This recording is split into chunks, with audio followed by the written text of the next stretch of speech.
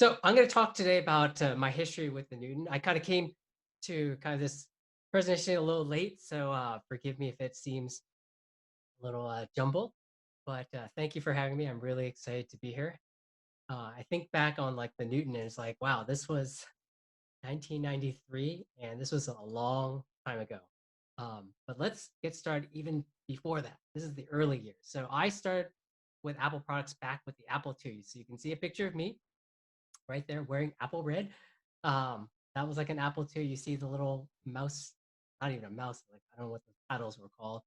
The 5.25 inch disk drive and a old monitor. We later upgraded our family to like an Apple IIe. My first computer that I owned myself was a Macintosh SE30. And that was, I don't know if any of you owned an SE30, but that was an awesome, awesome computer. And when I left for college, I got a PowerBook 180, which you can see actually in the background right here. This is not the one that I had originally, but it's the one that I got later. One day I was like exiting the door of my dorm room and I slammed the door right on the hinge of the laptop, and then it never really opened up very well after. Mm. This is a picture of me with the SE30, and it's on the like I've been blown out, and you'll see I have a an eye patch on. I don't know if there's anybody who lives in Colorado, but I was driving with your governor, Jared Polis, coming back, going to our graduation party. And we got rear-ended, and I slammed my face in. I was on the passenger side, slammed my face into the side window, and got a concussion and everything. But that was right when we were graduating high school and right before we went to college. So that's kind of a funny story. Your governor and me, we hung out together in high school. In 1993, the Newton was announced, and I remember getting this article about it in MacWorld. It's the start of something big with a question mark, and I instantly saw this the potential of like a handheld computer. I was like, this is going to be the future, and I had already had some experience with kind of small handheld computers, so I showed this yesterday on out of the presentation. Show my screen. I had one of these, and this was a red box. So you could buy this. It's like a pocket dialer, and you would just put it to. You could program like numbers that you would recall, like your house, parents, your friends, and then you can put it up to the phone kind of thing, and then push the button, and then it would like dial it up. But if you change like the little chip in here, the frequency chip in here, it would mimic the same dial tones as putting in like a quarter, a nickel, or a dime. You could use this little device to make free phone calls. And I'm thinking about this, like I was using this red box to like make calls to like Germany and stuff. I didn't do it too much, but I did a little bit. But now you think about everyone has these little pocket computers that you can dial and you can make free phone calls. And it's all legal. It's not illegal like this was. Funny thinking about it. So uh, in August 6th, 1993, I was writing my journal and I was saying, I'll read the quote out. There are a lot of articles out on the Newton right now, so much that I want one. It really looks like an interesting tool that I might find useful, may find useful. And then a few weeks later, 7:08 a.m. now, I bought one. This was like the start of my Newton experience. And then right before I left for college, I had the PowerBook 180. And so I wrote the combination of the PowerBook and Newton will be very powerful indeed. No more paper. Well, we all know, everyone still has paper these days, but we all have laptops, iPads, iPhones, and they are indeed powerful. In 1995, I studied abroad, did a study abroad in Paris, and I brought with me three things: the original message pad, the PowerBook 180, and a mechanical watch. You can see them on this in this photograph that I have here. If you think about today, that's exactly what we're doing, right now with our iPad or iPhone, our laptop computer, and our Apple Watches. I think that's again, I just think that's remarkable how it's been so long, 25 years, yet we're kind of still doing the same thing that we Newton people were doing back then. When I was, like I said, I had the original message pad. Taking notes on it was not the best. This was before Newton 2.0. So I actually was using graffiti. And I have a little box of graffiti right here. You can see, shrink wrapped, never opened. But I had the version of graffiti on the Newton message pad, the original one. I was able to actually take notes in French, and it worked really well. But when I came back to Stanford after my time in Paris, the 120 had come out with the 2.0 operating system. So I remember upgrading to it, and that was when I first started writing apps. So back then, there was no PayPal, there's no app store, and so we did shareware the old-fashioned way. We told people to write checks and send them in the mail. And I remember, I think I had them sent to my parents' house. I remember getting checks and my dad scanning the or taking a picture or something like that, writing the information about the people who were buying my software, and then I would send them an email, like registration codes and stuff like that. Things are a lot easier now with the App Store. This is a photo of the MessagePad 2000, the carrying case. And I actually sent my original 2000 to someone else, but my cousin one day was like clearing out his office. Their office was like moving and stuff. And he said, "Look what I found. I know just the person to give this to." And it was like the original MessagePad 2000, never opened, in the box. And it was just like opening it up today. It's just like going back in time. So I'll kind of show you what this looks like. If you think about like Apple packaging back then, it's like lots of pictures, lots of text, and now it's all very simple and stuff. So we have in the top, we have the Newton keyboard.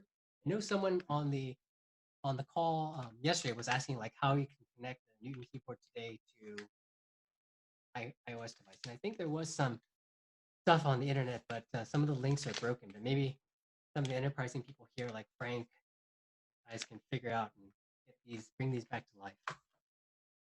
There was the original MessagePad 2000, and this is the unupgraded one. And I remember, paying the money or whatever and getting the RAM upgrade for my original one. And here are the original letters that they sent us. It's kind of funny. It's like, "Congratulations! Enclosed is your upgraded MessagePad 2000 with the RAM upgrade and enhanced software. We are confident that you'll appreciate all the new features, including free system memory, improved network access for browsing the World Wide Web and using electronic mail, Ethernet and local talk access, and overall enhanced performance. Please save this letter to your warranty." It's just funny how Apple does these things back then, and they're like a completely different company today.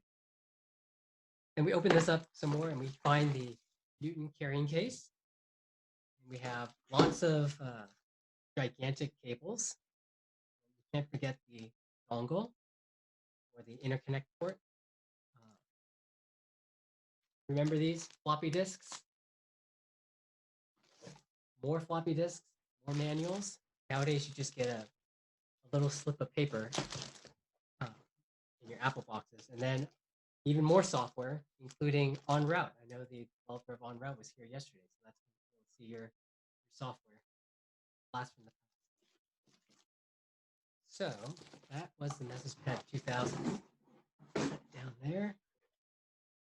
Go back to the presentation. And you'll see this photo come up again later in my presentation. So I was looking back on all the Newton software that I wrote. And some of you, I heard, I think Forrest was saying that he still uses alarm clock to wake himself up in the morning every day. And I'm actually using alarm clock with my kid. It uses his wake up alarm today. So it's kind of neat to see alarm clock still being in use. I wrote an app called End Battleship, which was the first kind of IR multiplayer kind of game for the Newton. You could use the infrared transmitter to send your ship's position when you shoot at him and stuff like that. I thought that was cool. And then a few other things, that still might be useful today. I'll talk about my Newton software a little later in the presentation. And you can see on the right-hand side, this was my website, how.com back then. It was all focused on Newton software. It's kind of neat to see what the site looked like back then. Very, very 1990s. Web 1.0. So we're coming up to 1997. This was the day after Macworld Boston. And I was in Palo Alto. The Stanford Newton User Group meeting was meeting right across the street at the Printers Ink Cafe. And this was a sushi place called Hama's Brown Rice Sushi. It's no longer there. But I was in Palo Alto, and I was like, looking across the street at Hamas Roundtree Sushi, and I saw this Mercedes. I saw this guy walking out of the restaurant, and it was Steve Jobs. This was the day after he gave his speech at Macworld Boston. He had already come back to the company, and I had like 5 seconds before he was going to get into his car, and I said, "Nice speech yesterday." He's all like, "Thanks," on his car and drove off. But that night, I wrote to him a message because it had already been announced that Newton was being rolled back into Apple. I was like, we're all scared. Like, what's he going to do? Is he going to kill it? Is he going to like double down on it? What's going to happen? So I wrote him this email, this long-winded email, and he actually responded back. This is actually a photo of Steve Jobs many years later at the Antenna Gate press event. It's actually right behind my camera here in my office. I used to kind of remember him. But he wrote this letter, and this letter is I recite this in the Love Notes to Newton documentary, so I'm not going to repeat it right now. But he basically said, we're rolling back in Newton because we have more resources to market and sell it more broadly. And he's like, eMate has a bright future. We're not so sure about the message pad, but what do you think? So he kind of gave me some comfort saying that maybe Newton might live. But we all know 5 months later, here I am riding my bike in the morning, come back in the morning, and I have this my inbox is completely flooded because Apple announced on February 27, 1998, that they're discontinuing development of the Newton. And for anybody who was there back then, I know there's among the crowd here, there's like people who are like, they came to Newton after the fact, after it was discontinued. And there's people who are old school people and people who are maybe just coming into learning about the Newton for the very first time today. This was a heartbreaking day. I'm sure all of you can relate to that. So much so that I decided to organize a protest. A week later, there I am in a picture in the San Jose Mercury News wearing a suit. Still have the suit, and it still fits. There are about 70 people present. We had pickets. We didn't have I don't think we had a megaphone. This is in the Apple parking lot at Infinite Loop, so right in front of Building 1. Steve actually had milk and cookies sent down to us to placate us. I think Sir Isaac was there. I don't know if anyone else was there who's on the call today, but maybe we can talk about that in the Q&A later. The event was actually pretty fun. We got a lot of press coverage and stuff, but it didn't really lead to any lasting change because it got canceled. But as we all know, what happened afterwards was, I'm going to talk about this later, iPad, iPhone came about. Some quick photos from the community at the time. So I was a big participant in the Stanford Newton user group. I know Sir Isaac is here and Flash was here. Thomas Templeman, I think I saw him in the Zoom room. So we were all, this thing went on for almost 20 years. You see Sir Isaac there on the left, Dave Strom, Thomas Templeman, Peter Mueller, and then there's Walter Smith right there, Flash and Glenn Rayful. I quite remember the two in the background. But it was a great place to talk about the Newton after Newton got killed, just talk about technology in general. Here I can see this is in 2001. You actually see right in front of Thomas's, annotate the screen, but there's actually a Metricom Ricochet wireless modem, a little gray thing down there. And that was what we were using to access the internet time in 2001. I can, oops. Yep. I can tell you the two people standing, and the one on the left is Ernie Biernick. And he did Color Quick Draw, which you might have heard of, and also was on the Newton team. And then looking at him is Michael Tibbett, who did the Hammer debugger and was a software manager and did a bunch of other things. Yeah, we had a bunch of Newton anniversaries, and I don't have too many photos in this presentation, but I can dig them up if you're interested. This was in 2007. So again, right before the iPhone was released. It may have been announced this time, I'm not sure. But you see, a few years later, now we have the iPad, we have the iPhone, of course we have our Newton. And someone put a sticker, the old Newton Inc. logo on his message pad. Then Gopi, we see Gopi here, and this is in 2010. iPads were released. And then I think a lot of people they come to Newton and then they kind of go on with their lives, and then something keeps drawing them back in. And that was the case for me in 2004. There was a worldwide Newton conference happening in Paris, France, and I happened to be in the area. I was like on a cruise. I said, oh, I'll just stop by Paris after this. Great. And we see a photo of all the people there. I see Frank, Claire Yeager, Nicholas, Paul. I think that's Daniel Padilla next to me. Rowan Pixel, Gopi, Ronnie, you're there too. I'm sure there's other people that I missed here, but please say you're in the chat. You're I'm in this here. picture. KO, right? Yep. And then here we are lighting up our Newtons. We're all much younger back then, 16 years. Wow. Here's a picture of Paul and me, Newton. And I don't know, Paul, did you have Einstein written at this point? Yeah. Yes, exactly. It was a demoed in Paris. Right on. So that was kind of like the start of, in my opinion, the start of the rebirth of the Newton. 1998 got canceled, then 6 years, and then this kind of seismic tectonic event of you kind of creating Einstein, and that really re-energized the base. In 2 years later, I organized the Worldwide Newtons Conference in San Francisco. Here's another photo. You see Grant Hutchinson on the left. Ronnie's there, Paul's there, Walter's there, Roman, Lunatic, Robert Cerna, Flash, Peter Mueller. If anyone else is there, please chime in the chat. Again, turning on our Newton lights. Sure, some of our backlights are much dimmer these days. No, mine is.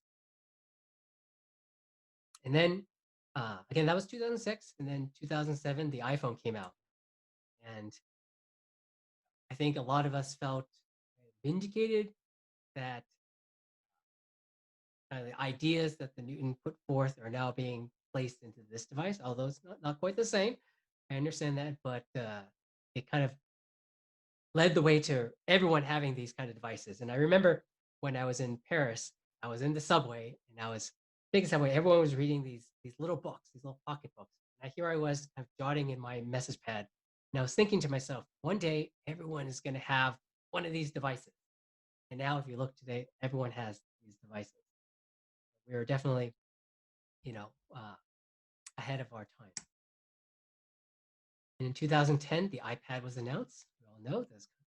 We saw the kind of the photos of the BIC device that James Joaquin was demoing in the video that Noah showed.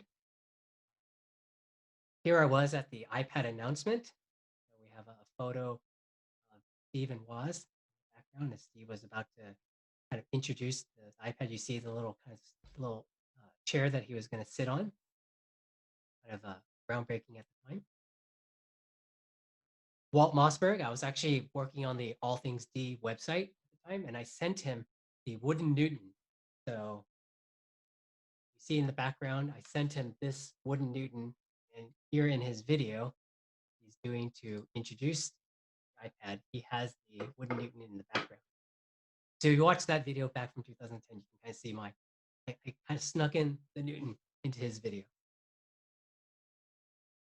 Again, you have a picture of the Message Pad 2000 with the keyboard. And you look at this device here. Exit screen. We have kind of this device here, which is the iPad keyboard dock. The iPad.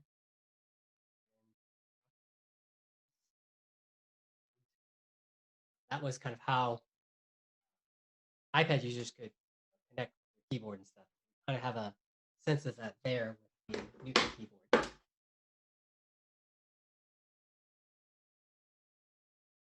And there's another picture of the kind of the iPad keyboard dock with what we have today with the Magic Keyboard, the iPad Pro. A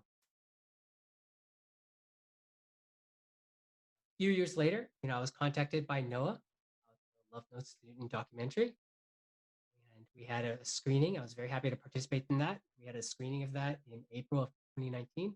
We had Steve Capps, Walter Smith, Noah at the Computer History Museum. It was a great screening. Like other people said, there were a lot of people from the Newton team.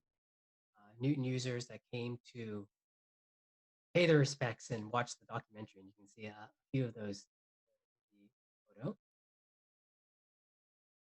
Here's just a photo of the crowd. And now we come to the Worldwide Online Newton Conference 2020. And I was, one thing that kind of always was a problem in today's world was like, how do I get my environment set up so I can actually revisit some of this old software, whether just to look at it or to kind of distribute it. And I'm really happy to see how easy it was during the conference. I was just able to download Basilisk Einstein. It was like one click. I didn't have to get some P-span serial port adapter to USB to plug it in and, get a Newton with a Wi-Fi card that no longer works anymore and like set up like an 802.11b network, or my Ethernet dongle was like the little dongle port was like bent, so I had to like lift it up every once in a while because it would lose its connection. And this made it much easier just to like connect everything. You can see a photo I have here, right here, my software unreleased version, I think, that I have, that I was just able to recompile real quick and then transfer over to Einstein. Really great. So with that announcement, I'm going to re-release my source code. Again, I realized that in 1999 or 98, I actually did release my software, but through the internet, things got lost. The SIT files, SUFFIT files got lost and stuff. Now that I have access to them, I'm going to re-upload everything to Una, and anyone who can compile them will be able to do that. I know we were having some problems yesterday with Basilisk running macOS or macOS 7.5, and you need like 9. So I guess the community will have to figure out, but some of the software does compile, and the others that don't, maybe you can just kind of import them one by one to kind of see how I do it. But all my software I'm going to release for free. So I hope the community can enjoy and extend programs for the future. I just want to say thank you. Really happy to be here again. Yeah, thank you, Adam. Thank you, Adam. Yeah, so I'm happy to answer any questions. It's a pleasure Hey, to have Adam. you.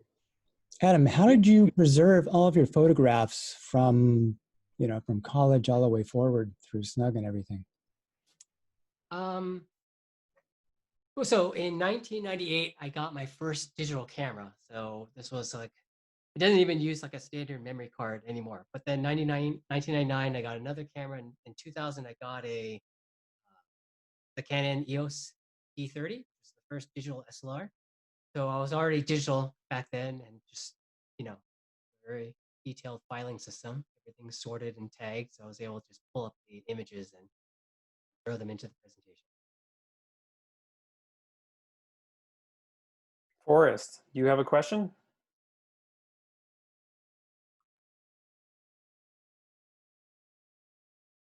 Okay, there. Hi, Adam. Hey. Great to see your talk.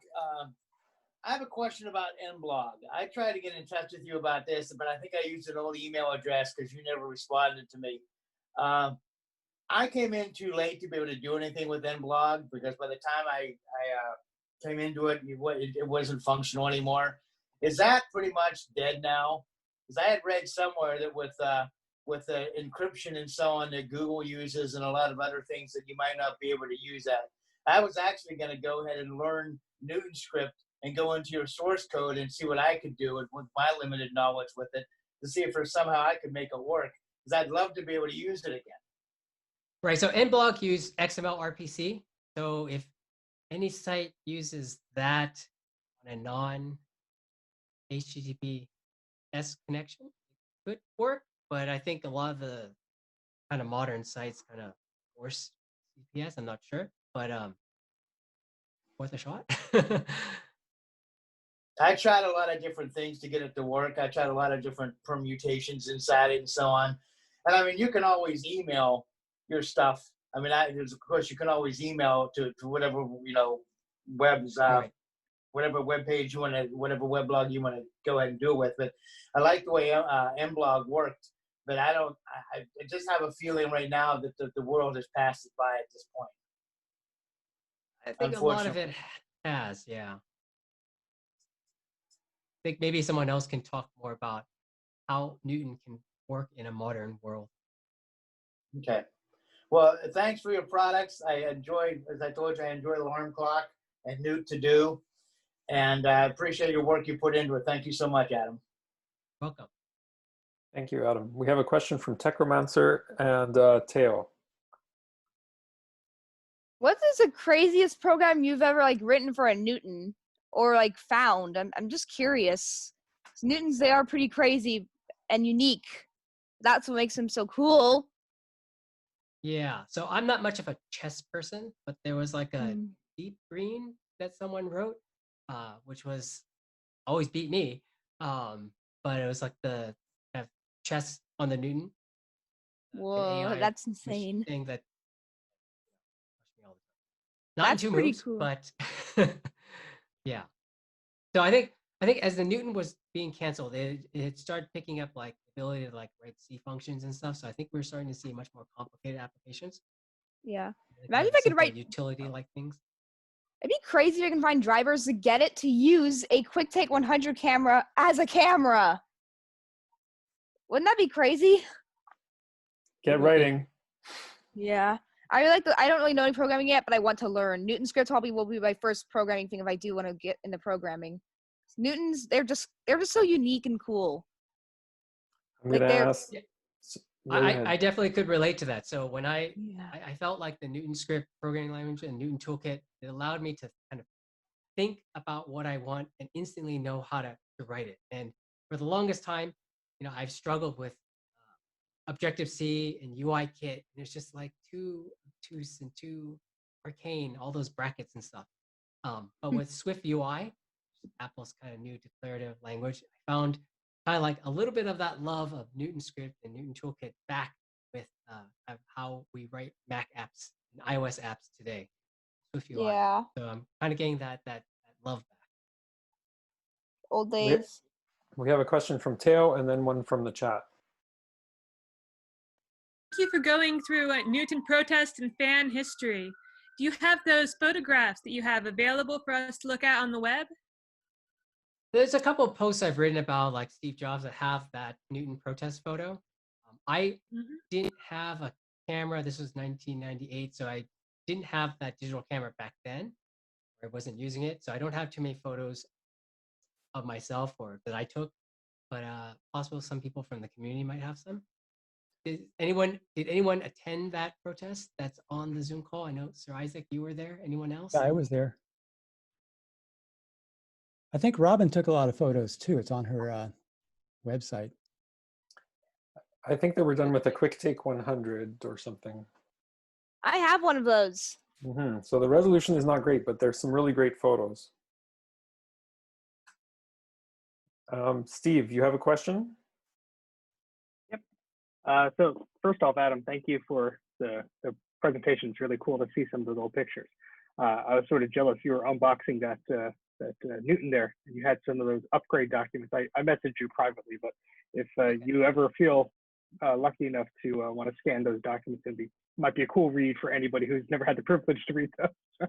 Yeah, no, I'll scan those right after this. So. Cool, thanks. Yeah, I have this whole box of Newton stuff, actually. I can actually go through some of it. How many people have the aluminum metal original Newton stylus? Yeah. Yep. It's really cool. It actually makes this nice clinking sound if I can find something to clink it on. How about the iPad? Well, it's not plastic, but it's metal. It had a good heft to it. And lots of Newton styluses here. I have the original article in the Chronicle that had my photo. Well, Apple's in trouble and their stock price is so low. The right choice would have been to buy Apple stock at that point. I have the Newton Toolkit kind of manual right here. And then I have kind of the granddaddy of ARM processors, so the strong ARM processor. Focus on this. This is the processor that was in the 2000 and 2100. Nice. And some other assorted things like old, Fairlawn Skyline 802.11b card, and then that Ethernet card that I was telling you about, that dongle kind of like fold it up in order for it to work. So yeah, I got a lot of Newton stuff. I'm happy to scan some stuff in. Jake, you have some questions. No, I just wanted to thank you for posting some of the history and some of the pictures. I was at Carnegie Mellon at the time, and I always felt left out from the people on the West Coast who seem to have all the Newton fun. It was a great time. But a lot of good things came out of CMU. So Yeah, I know you Berkeley guys and the West Coast, so I like your things, but we like our stuff in Pittsburgh too. I just want to draw everybody's attention. Matej has posted a link to some of the photos from the protest in the chat.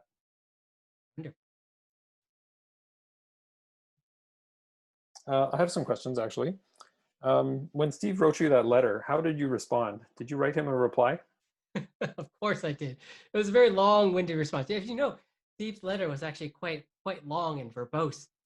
You see kind of like excerpts of other people's emails to him, and his responses, they're like 1 word, 2 word, 1 sentence responses. But I did write a longer response like, Newton's great, this is the future, you need to like double down on it. He didn't respond. So question, he's been raising his hand on the Zoom video. Then you who is it? Can come back. Go ahead, Paul. That's me. I cannot raise on the Zoom because I'm host. Adam, I have a question because I was surprised with the box of the Newton 2000. It's a different box than normal 2000 was sell. I'm not sure because usually, yes, because they usually, when I'm looking at my boxes I have in my collection, it's not that deep. This was the one that comes with the keyboard. Ah, so did yours come with the okay. keyboard? Right. So I don't have that one. So I need to find out that. Yeah, because they are a little flat. So yeah. All right. Great. Cool. Thank you. Sure. So Noah, you had some more questions, Noah? Yes. Hang on a second here. While you think of that question, go ahead. People were asking me like, how is my eMate lit up in the background? So I actually have a light that's hiding behind it, shining out through the eMate's translucent case. That seems like it would be a cool mod if you put LEDs in it. Maybe that's sacrilege. I don't know. I think someone did something like this, like put LED inside kind of one LED. I saw some kind of mode. Yeah, so technically it's possible, I think. Yeah. Didn't they do that for a Batman movie? Oh, maybe. Sounds like EL wire would be a good solution, so it makes it really shiny. I think we actually have Walt Mossberg in the Zoom call. Welcome, Walt. Thanks for joining us. You're on mute right now. Where is I'm always happy to listen to you, Adam. Thanks. Walt, did you want to say a few words about the Newton since you're here? No. I think Okay. Adam knows about 1,000 times more about it than I did, even though I covered it at the time and knew the various people, involved in the project and reviewed it. But I can't compare it to Adam, so I'm just gonna listen. Sir Isaac, I know you were at the protest too. Do you have any memories to add? Yeah, quite a few. We heard the rumor that a couple of Newtons were hooked at the front door of Building 1 before the protest. I think it was the evening before the protest. And I began to pray that I hope this protest is going to be really peaceful because it's already bad enough, you know. I didn't have a camera with me, but there were a couple of folks out there with video cameras. We'd like to find out who they are. Yeah, another story from that protest, that actually happened to be Tim Cook's first day at Apple. So there was like a Bloomberg or Business Week article where he was recapping his first year, and he was he mentioned in the article, like, yeah, my first day at Apple, I walked through the protest line. I was like, what is happening here? And it says, oh, they're killed the Newton. These are like Newton fans. He's like, he was stunned. He's like, oh, people actually love this product enough to actually have a protest. It wasn't something that I think he experienced when he was at Compact.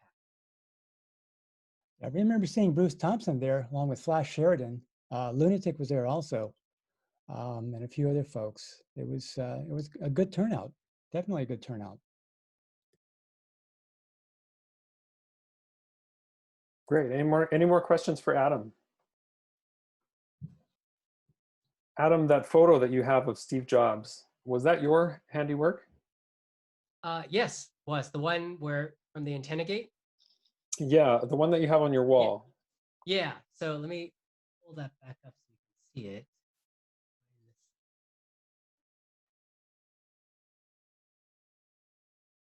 So the story behind this one was, if you remember, the iPhone 4 had was the one where you had to hold it a certain way, otherwise it would like lose, Antenna gate. lose its connection and stuff. So they had a hastily arranged kind of press event at Apple's headquarters in their small kind of event space, and I was able to actually sit, like in the, I don't know, 10th row. It's very small. Normally they have the press photographers like way in the back. I was actually able to sit kind of like 10th row, and I was able to get this nice shot of him, very stern, angry at the look. But it's a very striking photo of him, and I'm really happy that I took it. Also, toward the end of the protest, I ran into Blake Watson, who was the fellow that was running Newton Source in San Francisco, along with his friend Lee Wolf. And Blake told me, this was a Friday afternoon during the protest, he said, we're going to close Newton Source tomorrow. I said, you're kidding. He says, no, I'm not joking. Our president said, we're going to start selling Wince devices, Wince CE. And we said, no, we're not. We're going to close the store anyway because this is all we want to sell is Newton. I think it was hard for anyone who was in Newton development at the time. You know, I moved over to Palm myself. I kind of experimented with some Windows CE products that were all really bad. But it's like that first love of technology. You know, you never quite forget it. You never quite can leave it. And even though things kind of came afterwards, Palm, iPhone, iPad, you still have that kind of soft spot for that first love. Technomancer, you have a question?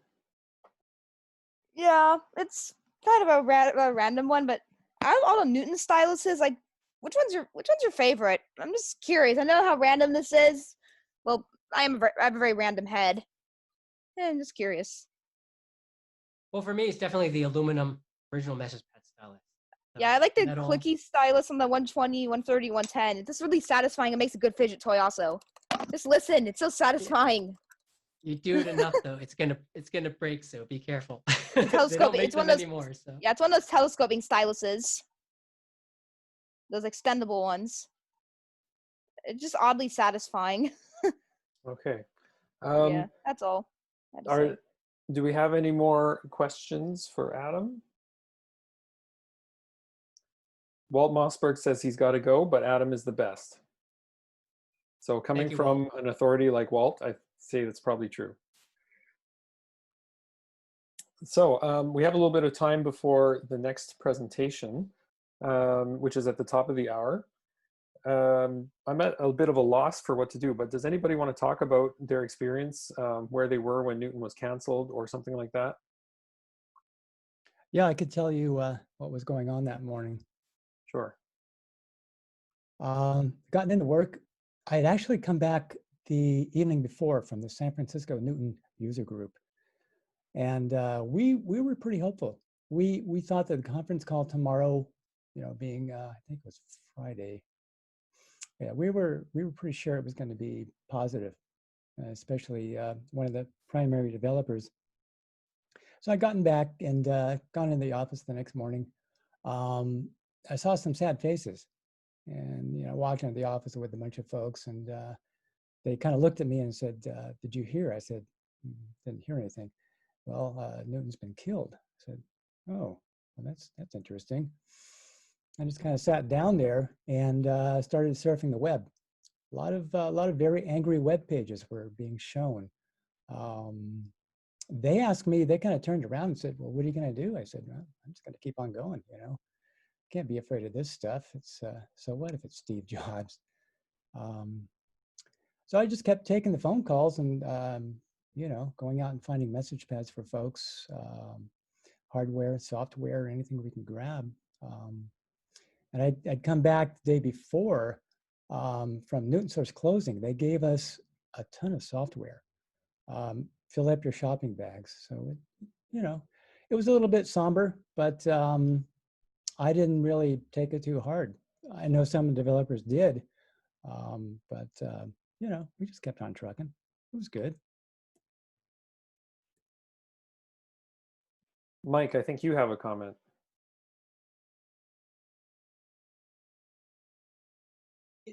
Yeah, yeah. Thank you, Sir Isaac, so much. This is all like a trip down memory lane. I remember I had signed up for the Apple Solution Professional Network, got my little badge and everything. Would go to Apple Canada for all these unveilings and things like that, and meetings, because I had become a solution provider, and for Newton's, and was selling it to companies, sort of like turnkey solutions, and they loved it. They loved it, especially the higher ups, the execs and whatnot, so that they could plan stuff and share notes and things. And it was a big disappointment. Not so much because it was a loss of income for me, because it was just a sideline, because I was working at another job, but it was because I felt we were losing a really special device that revolutionized the way we dealt with information and the way we carried it with us. And prior to that, we had those little Casio thingies with all those keyboard, like the little keyboard, and it was horrible. It was just absolutely horrible. And then here comes this device with a stylus, that at first, well, I mean, if you were okay with your handwriting, it was pretty good. But then when you got to the later versions, it was amazing. That had an assistant that, like Steve Wozniak mentioned yesterday, you could talk to your device. It was the lunch with Jim. And sure enough, it was smart enough to book lunch with Jim at 12 o'clock when normally people have lunch. It was magic. That's it. I was very sad. And I remember all the discussion on the forums, seeing you guys, Forrest, and you and Adam, and all the little comments that were being made on Usenet and whatnot. It was like, oh my goodness. And I was so far away because I'm here on the East Coast. And to see these pictures now and to talk to people and see people who were there, it's amazing. It's humbling, to be honest with you. Just had to mention that. Thank you for sharing. Yeah, it also would make phone calls. I remember the first message pad, the 100. You just enter a phone number and tap it, and it would make give you the dial tones for you. Mm-hmm. Absolutely. Well, there was the Blue Box application where you can, make I'm missing a dime, because that's what calls were back then. I'm missing a dime. I got to make a phone call. So, anyway, it was fun. It was just fun times. And it was completely different. So it's very sad. But anyway, it's good to see Einstein. As Adam mentioned, it was sort of like the reboot of the Newton. So, hats off to Paul and to Matthias for, continuing this fantastic platform. So anyway, enough said. I'll pass the word on to others. Thank you so much. I just want to thank Adam. Oh, thank you for the presentation there, Adam. It was really well done. Welcome. Very much so. Hope it was a trip down memory lane for you. I see you in some of the old photos.